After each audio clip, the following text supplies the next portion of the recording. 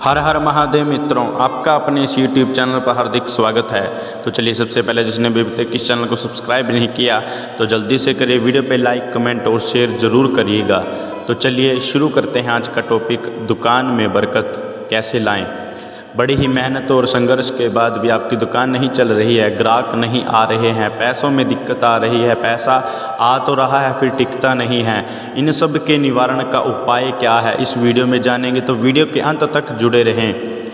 तो चलिए शुरू करते हैं। कुछ लोगों को अक्सर यह कहते सुना जा सकता है कि हमारी दुकान, शोरूम या फिर कोई अन्य व्यापार के स्थल पर हर संभव प्रयास के बाद भी ग्राहक आते ही नहीं या फिर बहुत कम आते हैं, और इसको लेकर वे काफ़ी परेशान भी रहते हैं। कुछ लोग तो इसके लिए तरह तरह के टोने टोटके या अन्य उपाय भी करते रहते हैं।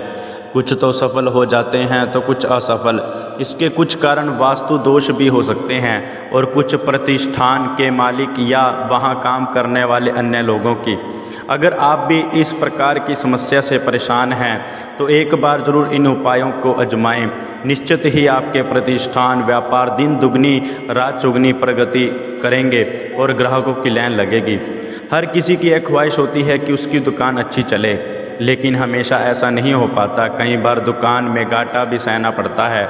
इसी बीच कभी कभी ऐसे हालात भी आ जाते हैं कि जब कई दिनों तक दुकानदार को लाभ नहीं होता। इस स्थिति से बचने के लोग तरह तरह के उपाय करते हैं। आज हम आपको ऐसे कुछ उपाय बताएंगे जिनसे आप लाभ प्राप्त कर सकते हैं। दुकानदारी करने वाले कई लोगों के साथ कभी कभी ऐसा होता ही रहता है। तो चलिए हम शुरू करते हैं कुछ ऐसे ही उपाय।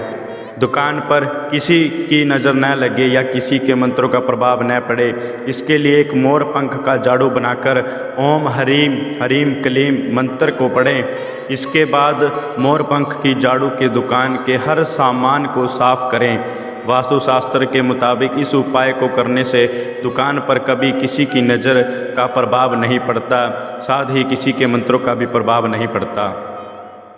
बंद दुकान अच्छे से चलाने के लिए नींबू और हरी मिर्च का भी प्रयोग कर सकते हैं।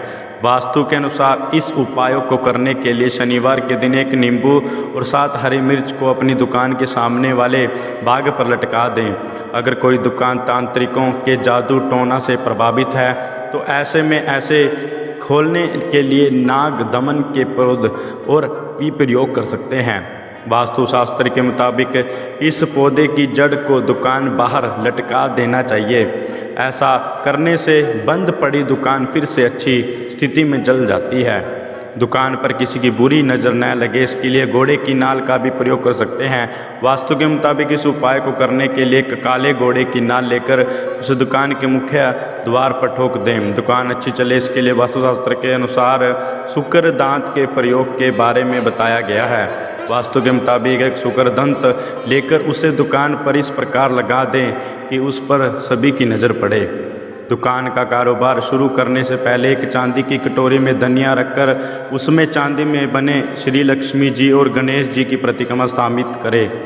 इसे दुकान के पूर्व की ओर मुख करके रखें, इससे लाभ मिलने की मान्यता है।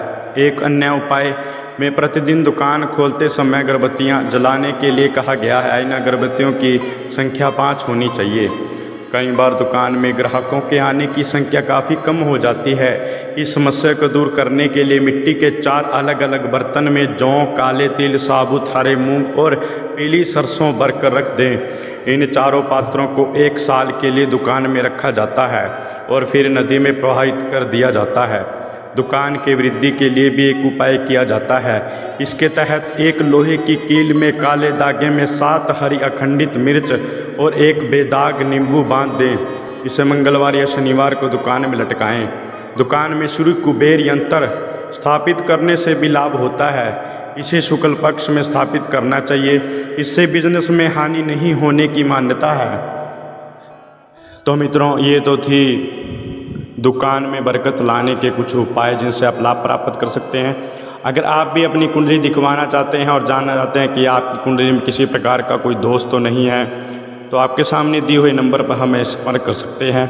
तो बताइए मित्रों, वीडियो कैसी लगी कमेंट बॉक्स में जाकर के कमेंट करें। अच्छी लगे तो लाइक ज़रूर करें, वे ज़्यादा से ज़्यादा शेयर करें। अगर आपने अभी तक इस चैनल को सब्सक्राइब नहीं किया जल्दी से करिए। धन्यवाद। हर हर महादेव।